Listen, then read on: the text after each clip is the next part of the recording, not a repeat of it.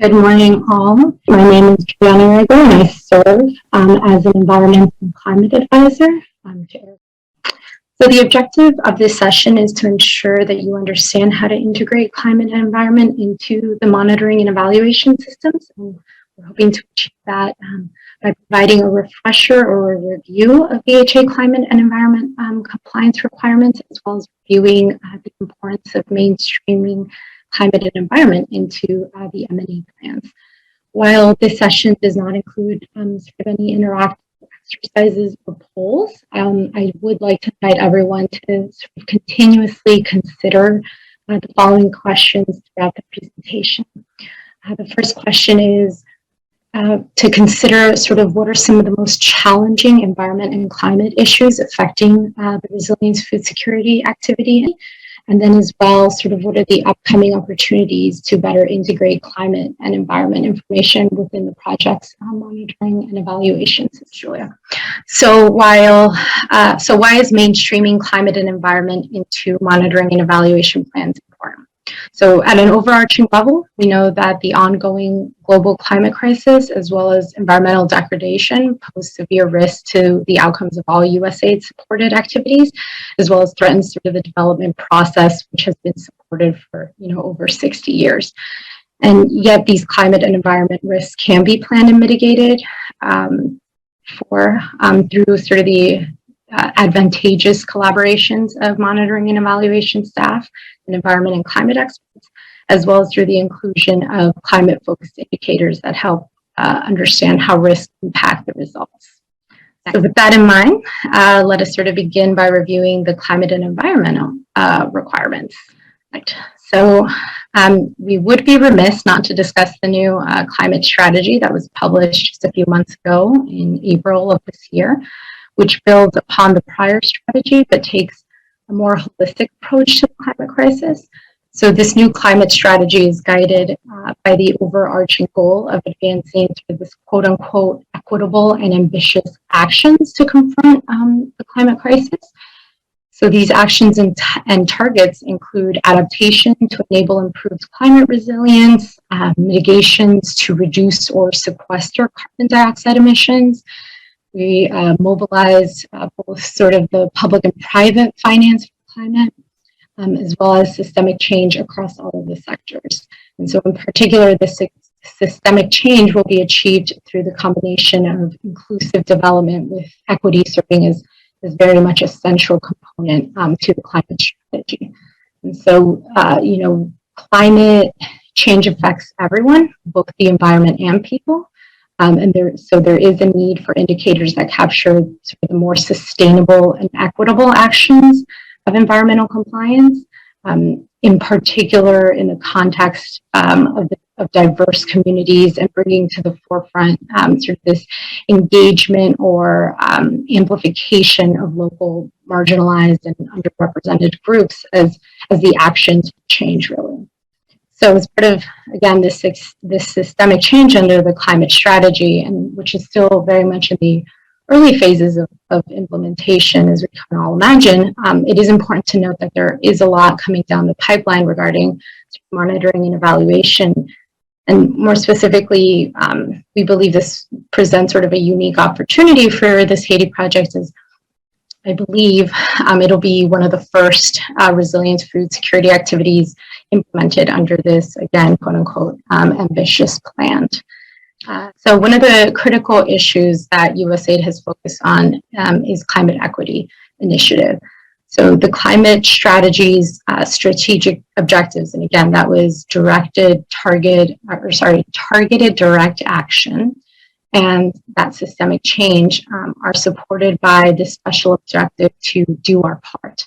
And so this special objective, what it seeks to do is to transform both workplace operations, policies, in order to be able to implement sustainable improvements or greening of operations, and again, to reduce carbon emissions, adaptation to climate crisis, and then as well as furthering that climate justice. And so we would like to highlight that climate equity and staffing as both is important, as both environment and climate workforces are historically not diverse, which in turn makes it difficult to have meaningful stakeholder engagement or innovative ideas that really respond to sort of the localized issues at hand. And so USAID is charged with looking at diversity, equity, inclusion, and accessibility practices, both within USAID, but also for its partners.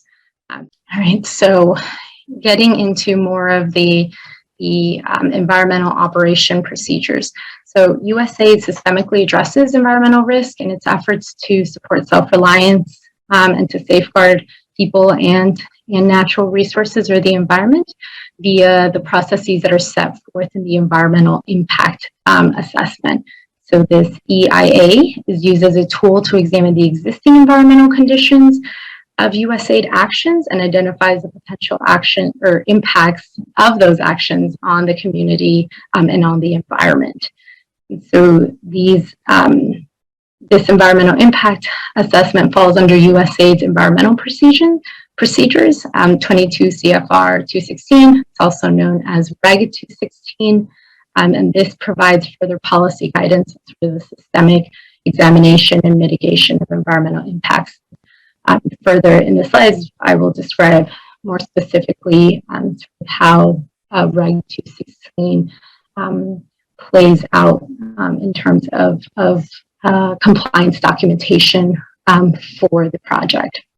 So working in conjunction with the EIA is the climate risk management processes that assess, address, and adaptively manage climate risk. And this is through the programming of a range of possible future climate scenarios, as well as ensuring that climate sustainability for programs. And that is there under ADS 201 MAL, as it is also known. Right, so we have those operational requirements for climate and environmental risk, as well as performance management requirements for monitoring and evaluation. Therefore, I don't think I'm not saying something that's not obvious, that it is best to sort of coordinate well across the two.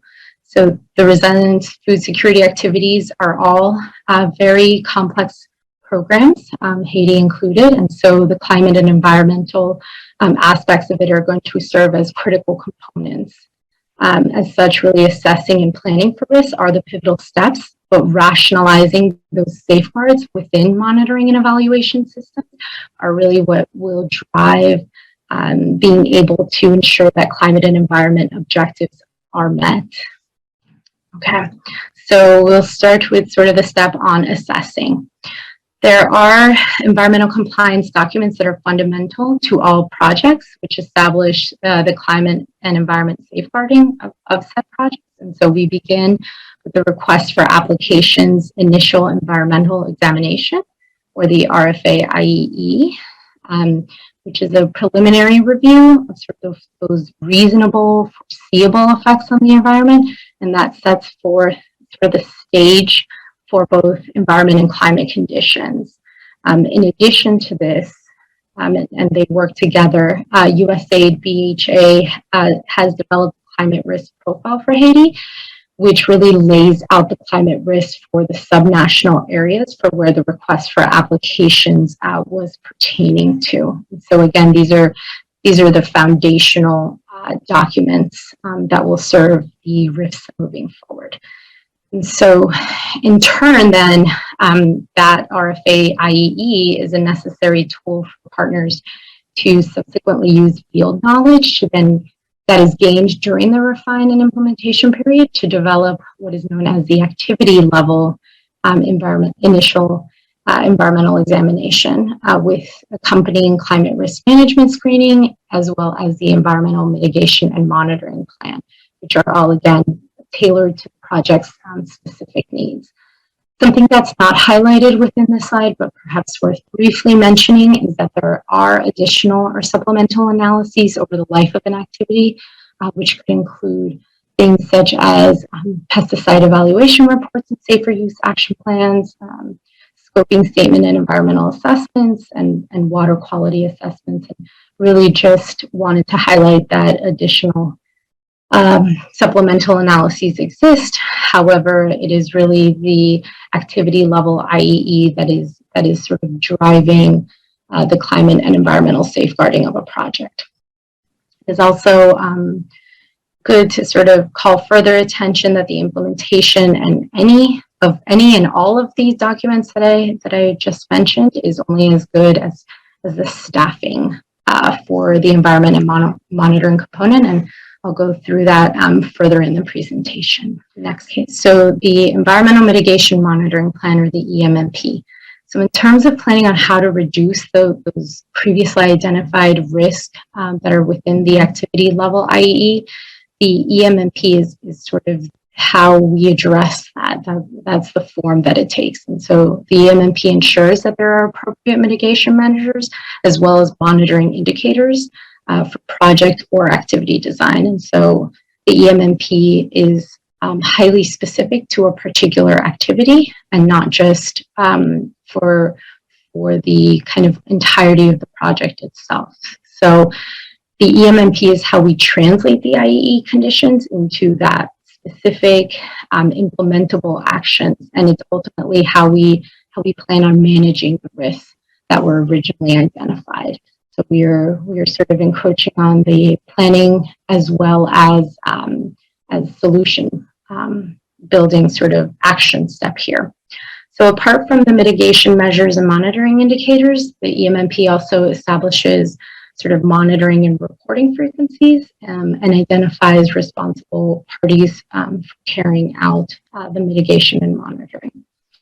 EMMPs are generally updated annually throughout a project life cycle, and environment and climate experts should be used to ensure that the components of an EMMP are tailored to that particular project and or activities. Next. Sorry. All right, so the BHA monitoring, evaluation, and reporting guidelines sort of sets forth within the text that text may be added to the performance indicator reference sheets that takes indicators that we have and defines them and how they are measured, with the goal being that the two communicate with one another. And so communication and coordination across environmental staff as well as monitoring and evaluation staff is necessary to ensure that the EMMP is reflected within the monitoring and evaluation system. And so really here, I'd like to take a pause to note that if nothing else from this presentation, we hope that you remember that while the initial environmental examination and the environmental mitigation and monitoring plan can help sort of inform those baseline climate and environmental conditions, that is through that EMMP that we can improve the performance of USAID actions and sort of closely monitor those environmental and social impacts and be able to draw the strong connections that exist within both. And so this is illustrated a little bit further. So now that we've sort of assessed and planned, how do we act?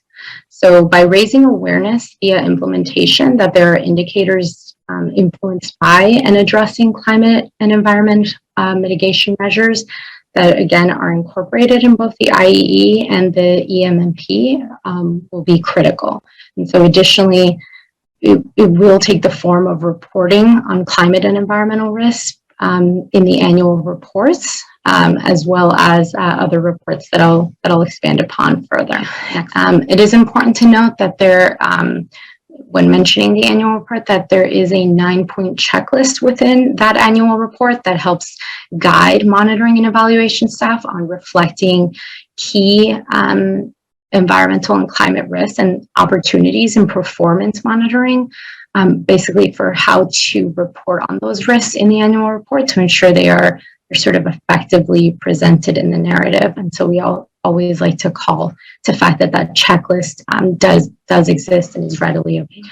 So the following two slides really highlight, the intent here is to highlight BHA standard indicators, but to call to fact that there are additional needs that need to be considered. So I'll start with the example that for roads, we typically think about, or I should say that the standard indicator there is how many kilometers were paved. But it doesn't take into consideration sort of the adverse impacts that may result from an activity such as road building.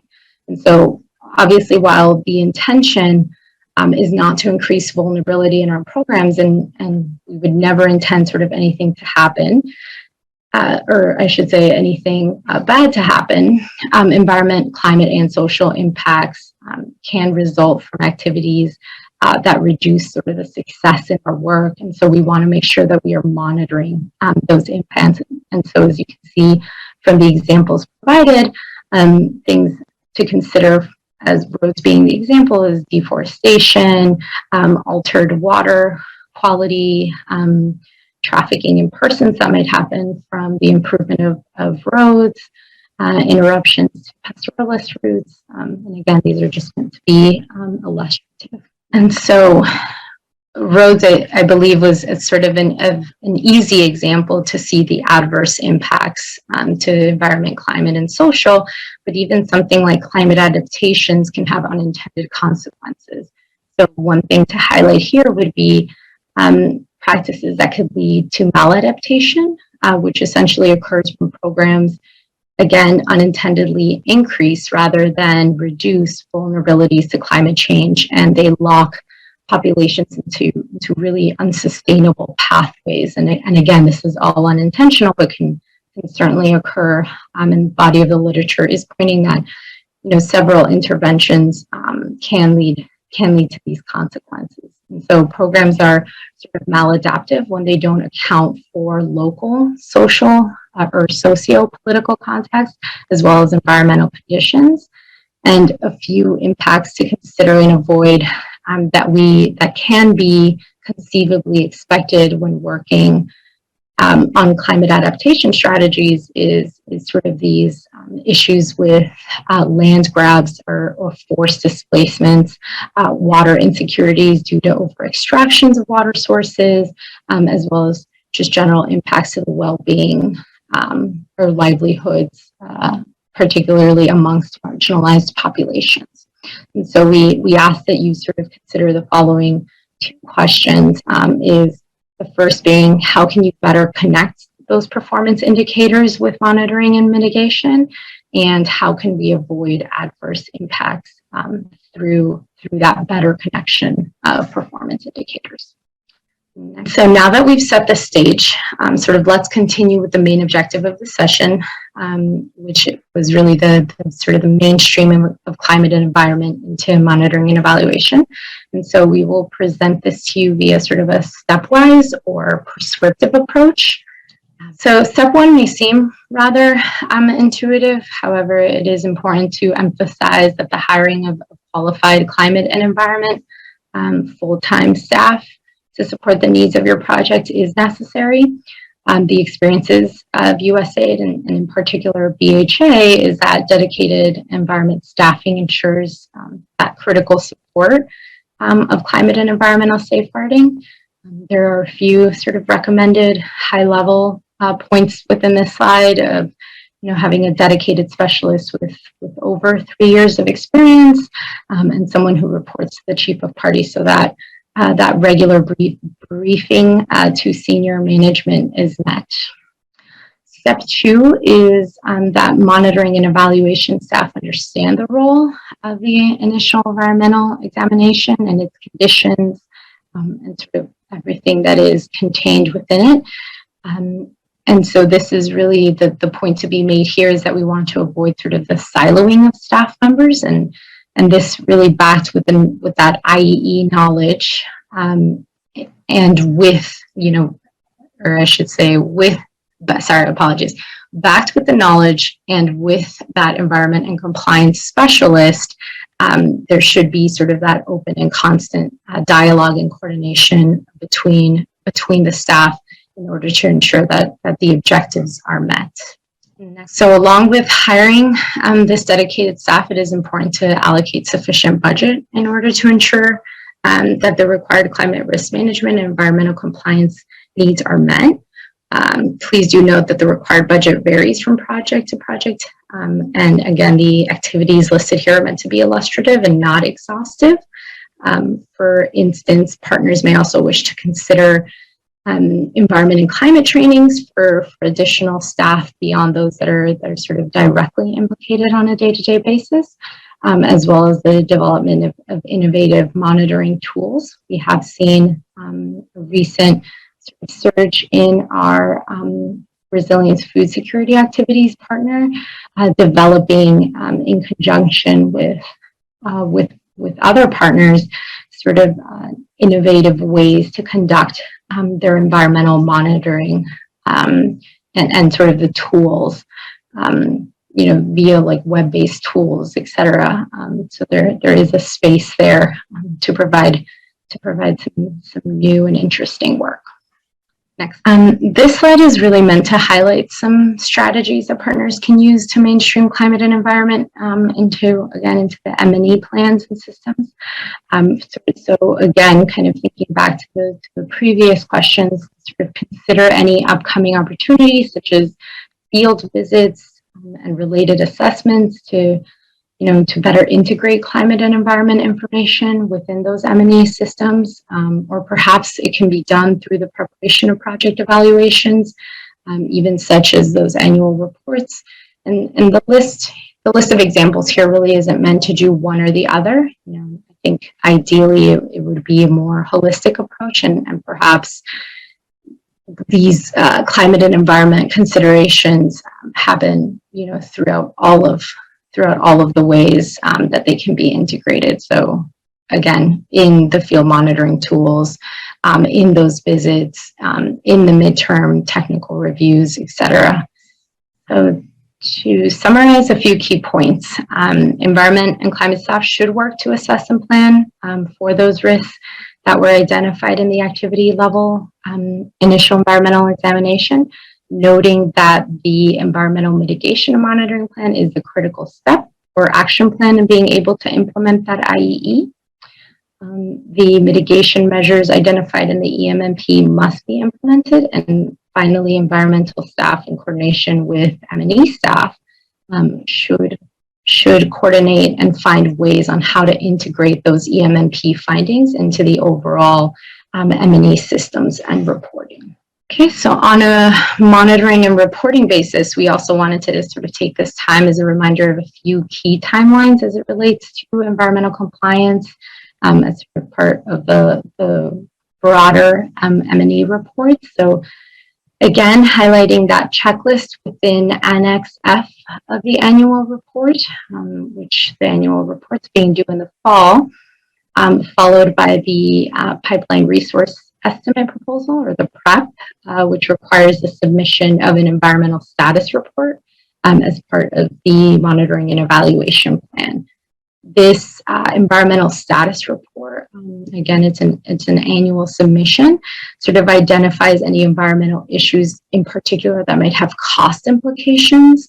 So something where perhaps additional support is needed via training, or perhaps it was identified that an environmental assessment needs to be undertaken. And so this is sort of the time period that allows partners and will allow you to identify any critical environmental and climate issues that can be brought forth and better integrated into the M&E systems as well, and not just sort of the documentation, the annual documentation. So the BEO has built in to this presentation, just for your reference, sort of the USAID climate and environmental staff that will serve as point of context for all environmental compliance needs, both from BHA as well as mission support. And as you can see, there is a fairly robust team in place, and the BEO would like to emphasize that we always like to keep the lines of communication open as needed. And so there is certainly welcome anybody reaching out to the emails listed within this slide. Next. And then finally, the BEO would like to share some researches sort of as supporting documentation to the resources included within this document, within this presentation, I should say. And these are not meant to be exhaustive. They're just some of the resources sort of to get started, but there are many more where that came from. And so again, we'd like to reemphasize that we are always available to answer any questions.